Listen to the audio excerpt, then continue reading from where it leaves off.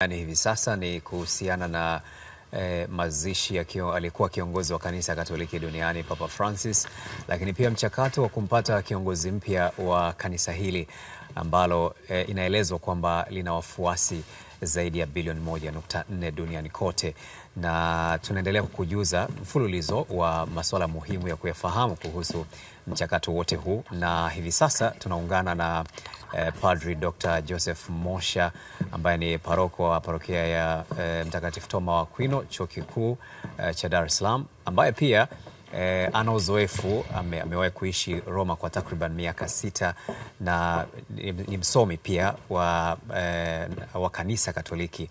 Utafahamu mengi kuhusiana na michakato ambayo inaendelea. Father Dr. Mosha, habari za chuo kikuu na karibu sana kwenye matangazo yetu. Asante, nashukuru. Naam, tumesikia mengi na mengi yameelezwa, na bado tuna kiu ya kuendelea kuyajua mengi kutokana na uzito wa jambo lenyewe, lakini pia unyeti wa mchakato wenyewe unaoendelea. Lakini leo ni siku moja kabla ya mazishi yenyewe, kabla ya kiongozi huyu kuzikwa. Pengine ni mambo gani muhimu ya kuyafahamu kuelekea hiyo kesho, tarehe 26 ambapo Papa Francis atazikwa?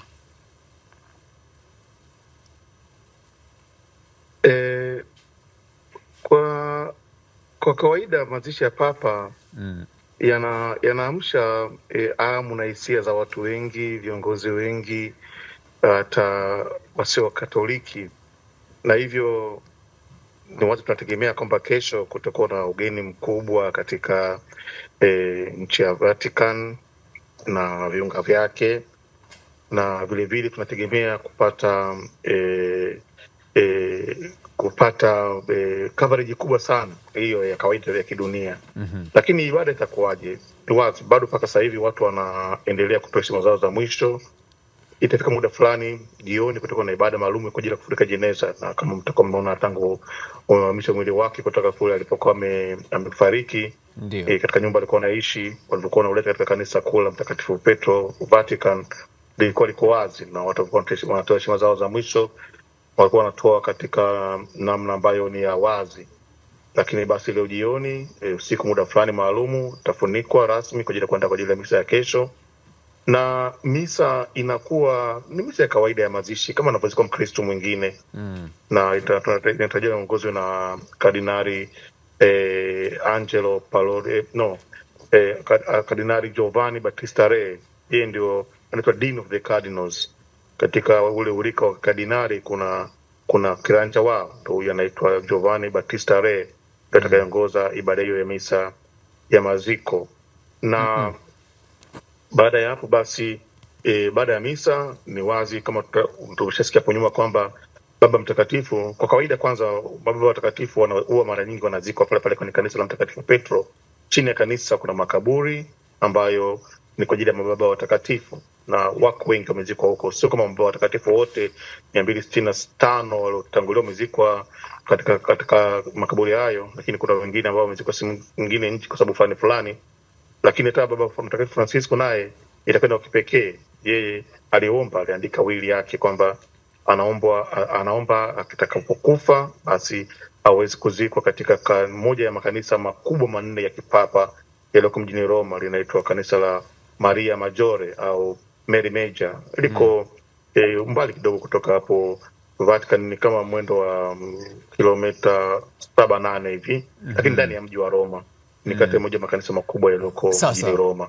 Sasa labda tujulishe tu kidogo kuhusu vitu ambavyo kiongozi huyo anazikwa navyo, kwa sababu tunafahamu kuna vitu vya kimamlaka ambavyo alikuwa akivitumia, ikiwemo fimbo yake, pete, kuna muhuri, lakini mavazi pia yale ambayo alikuwa anayatumia. Yote hayo yana maana yake, lakini pia tumeona kuna rozari na vitu kama hivyo. Anazikwa na vitu gani hasa, na jambo hilo linamaanisha nini? Maziko ya Baba Mtakatifu kama nilivyosema ni ya kawaida kabisa kama anavyozikwa mtu mwingine. Ni wazi kuna maelekezo au kama Baba Mtakatifu ndio kwamba ni askofu. Na zaidi ni padre vile vile. Maana anakuwa mtakatifu upande wa utoki, wa askofu wa utoki. Kwa hiyo hata askofu kadri anapozikwa, anazikwa anakuwa na ile fimbo yake ya kiaskofu, fimbo ya kichungaji, atakuwa na kofia ile, atakuwa ile pete ya kiaskofu itakuwa kama kawaida, na tumeona rosari mkononi. Ndio ni kawaida, hata mapadri tunapozika mapadri au watawa mara nyingi watu tunawashikisha rosari mkononi, ni kuonyesha tu ishara ya vile alama zile za Kikristo ambazo tunazitumia tukiwa bado tuko hai duniani. Na hata viko mavazi kama kabisa ya kipadri, kuanzia ndani kabisa atavaa nguo za kawaida, baadaye atavika kama padri anapoenda kuadhimisha nini, ibada ya misa takatifu, au kama askofu anapoenda kuadhimisha ibada ya misa takatifu. Yaani kwa maana kwamba ukimwangalia pale ndani ya jeneza ni kama mtu ambaye ni baba mtakatifu anapokuwa yuko kamilifu kabisa anapoenda kuadhimisha, ndio anapozikwa hivyo. Hata mapadri tukifariki tunazikwa tukiwa tumevaa kamilifu kabisa mavazi yetu mpaka mwisho, kama unavyoona anapokuwa kwenye adhimisho la misa takatifu. Na sasa kwa tofauti, padri unakuta mara nyingi na kwa desturi anavishwa nguo nyeupe, lakini baba mtakatifu na cha pekee yeye anavishwa ile kazula, ile joho inakuwa ni jekundu, kuonesha ule ushuhuda kwamba yeye amefia kanisa, amekuwa ametuma kitu kwa ajili ya kanisa.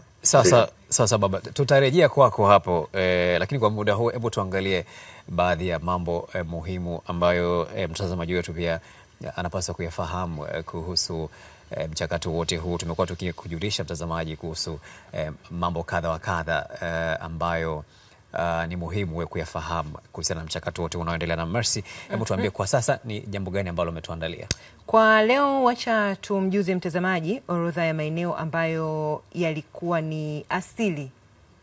Viongozi hawa tunafahamu kila papa anakuwa anatokea eneo fulani au anakuwa na asili ya eneo fulani. Sasa tukujuze hadi sasa hivi ni maeneo gani ambayo yalibahatika viongozi hawa kutokea. Kwanza kabisa ni Italia, ilibahatika kutoa idadi ya papa 217 na wa mwisho alikuwa ni mwaka 1978. Ufaransa, wenye asili ya Ufaransa walikuwa 16 na wa mwisho alikuwa ni mwaka 1378.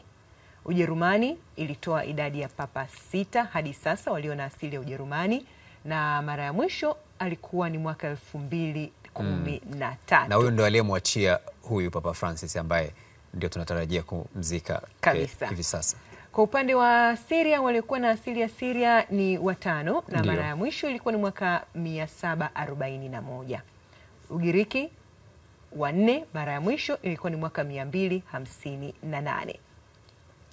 Tuangalie eneo jingine ambalo waliwahi kutoa viongozi hawa Afrika.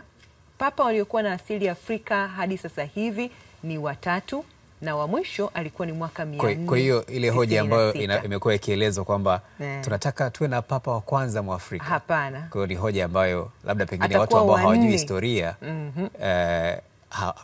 yani wanaisema watu ambao bado hawajafuatilia historia yenyewe. Historia yenyewe inaeleza, na papa wa kwanza inaelezwa kwamba papa wa kwanza kutoka Afrika alikuwa anaitwa Victor wa kwanza, ambaye moja kati ya maeneo ambayo yanaelezwa, unajua zamani maeneo yalikuwa yanaitwa majina tofauti na sasa hivi. Unajua miaka mingi imepita na maeneo yamebadilika. Kwa hiyo kuna maeneo yalikuwa mwaka 496. Kwa hiyo yeye alikuwa wa kwanza, yule wa kwanza alikuwa ni mwishoni mwa karne ya 2 kuelekea mwanzoni mwa karne ya 3. Kwa hiyo tumewahi kuwa nao ambao wanatoka katika eneo hili la Afrika kabisa. Kwa upande wa Palestina imewahi kutoa 3 na wa mwisho alikuwa ni mwaka 649. Croatia ilitoa 2, wa mwisho alikuwa ni mwaka 642. Kwa upande wa Ureno wao ni 2 na wa mwisho alikuwa ni mwaka 1277. Tuangalie sasa jedwali letu la mwisho hapa. Ni Hispania, wao walitoa 2, wa mwisho alikuwa ni mwaka 1503. Poland alitoka 1, wa mwisho alikuwa ni mwaka 2005, ambaye ni Baba Mtakatifu Yohane Paulo wa pili, ambaye pia historia inaeleza miaka ya 90 aliwahi kuitembelea Tanzania kabisa, wakati huo rais akiwa Ali Hassan Mwinyi. Naam. Uholanzi walitoa 1 ambaye ni mwaka 1523. Uingereza mmoja mwaka 1159 na wa mwisho ni Argentina mmoja mwaka 2025 ambaye ndiye tunaizungumzia sasa hivi. Tupo kwenye kipindi cha maombolezo kabisa. Labda tuhitimishe sasa na tumsikilize Father Dr. Joseph Mosha. Father, tumepitia historia kidogo na tumeona hao viongozi na maeneo ambako wametoka, na hii ni kwa sababu pia kumekuwa na hoja kwamba tunataka tuwe na papa wa kwanza Mwafrika, papa wa kwanza mweusi, na bila shaka na wewe mwenyewe umeona hoja hizo. Lakini hebu tuambie, nye viongozi wa kanisa mnalitazama vipi jambo hili mnapoona kunakuwa na pressure na ushabiki na kiu kubwa ya namna hii, hasa watu ambao tuko Afrika tukitamani mara hii kiongozi wa kanisa Katoliki duniani atoke barani Afrika? Ni kweli kunakuwa na pressure hiyo na changamoto hiyo. Inachagizwa zaidi na mapokeo na namna ambavyo inakuwa ni hamu na shauku pengine ya watu wao kwa Afrika. Tunaona tumeshafikia kiwango cha kwamba tunaweza tukapata nafasi na sisi tuongoze dunia, tuoneshe hata kwenye upande wa kiroho. Lakini kwa bahati mbaya mimi huwa ninalipokea tofauti kidogo hilo, kwa kusema kwamba huyu ni kiongozi wa kiroho na tupata tu mara moja kupata au kuenda katika namna hiyo ya kichunga ya kishabiki zaidi ya kidunia. Tuache nafasi ya Mwenyezi Mungu mwenyewe atuoneshe ni nani. Hata kama kipatikana Mwafrika tutashukuru Mungu, lakini sio kwa kwamba sasa Afrika tumeshinda, au sio labda kipatikana siku kutoka nchi gani. Hapana, mimi naona cha muhimu zaidi tumempata kiongozi, aizuru ametokea sehemu gani. Kwa hiyo tusishawishike sana kuingia katika namna hizo za kishabiki za dunia, kuona kwamba lazima na sisi tufanye vile kama mashindano. Na mambo kiroho hatuhitaji mashindano, tunamwacha Mwenyezi Mungu atuongoze, na ndio maana daima tunailikwa kumwomba Roho Mtakatifu awaongoze makardinali kwa hekima yao, basi waone ni nani anapaswa na anafaa kuwa kiongozi wa kanisa atakayemfuata Papa Francisco. Naam, kwa kumalizia tu kwa ufupi sana, kesho ni mazishi ya Papa Francis, na bila shaka yote baada ya hapo kutakuwa na mchakato wa kumpata kiongozi mpya. Kwa kawaida na kwa kiutamaduni, kwa uzoefu, imekuwa ikifanyika vipi na inaweza ikachukua muda gani mpaka tutakapompata kiongozi mwingine? Kwa kawaida baada ya maziko siku ya kesho, kitakachofuata sasa itakuwa ni siku 9 za maombolezo, wanaita Novena Diem. Yani ni siku 9 zitaanza kesho, kutakuwa na misa maalum zinazozaliwa na katumi mchakato mwingine inaendelea. Na baada ya mchakato huo basi inaanza sasa ile mkutano rasmi wa kufanya uchaguzi wa papa mwingine katika kanisa kile maalum kinachoitwa Sistine Chapel, ambao wataingia makardinali wale ambao kadiri ya taratibu za kanisa, makardinali ambao walikuwa hawajafikisha miaka 80 siku ile ilipofariki Baba Mtakatifu, maana kitabu kimekuwa wazi, ndio ambao wataingia kwenye mkutano huo ambao mpaka sasa hivi nadhani wako kama 135 hivi. Makardinali wako zaidi ya 250, lakini ambao hawajavuka umri huo wa kuzaliwa ni kama 135. Kwa mfano hapa Tanzania tuna makardinali 2, lakini ambaye ataweza kuingia mpaka sasa hivi ni kardinali mmoja tu, Mwadhama Protas Kardinali Rugambwa. Mwadhama Protas Kardinali Pengo yeye ataweza kuingia kwa sababu ya umri, shavuka tayari umri wake, kwa sababu sasa hivi sasa ana miaka 81, haifikisha miaka 80 mwaka jana. Kwa yeye anakuwa hawezi kuingia tena kwenye mkutano huo. Kwa ataingia kwenye kanisa hicho na kuanza uchaguzi, na kuna taratibu zake kwamba hakuna mtu anaingia humo ndani zaidi ya makardinali na maafisa nadhani 2 au 3 ambao kwa ajili ya kusaidia to facilitate ili zoezi liweze kuendelea. Na wanafanya uchaguzi kwa kawaida mara 2 asubuhi. Kama hajapatikana watafanya jioni. Basi ili kupatikana inatakiwa apate ile theluthi 2 ya 3 ya kura zote. Basi kishapatikana, basi waamini wanajuaje? Wanapewa kitu kunakuwa kama chimney nje ambayo inatoa moshi. Kwa hiyo moshi kama kwa mweusi, maana yake kwamba uchaguzi bado unaendelea, haujapatiana. Akitoka moshi mweupe, basi waamini wanajua kwamba sasa kuna papa mpya, wanashangilia, wanasubiri kuanza kumuona papa mpya ni nani. Naam, shukrani sana, asante sana kwa kuzungumza. Maana yake hiyo itaanza mpaka siku 9 za maombolezo zipite kwanza, sio? Ndio. Asante sana, shukrani sana. Tunakushukuru sana na tunakutakia majukumu mema hapo ulipo. Asante, nashukuru sana na nyinyi utangazaji mwema. Asante sana. Ni Padri Dr. Joseph Mosha, paroko wa parokia ya Mtakatifu Toma wa Aquino Chuo Kikuu, tukizungumza naye kuhusiana na yanayoendelea huko Vatican.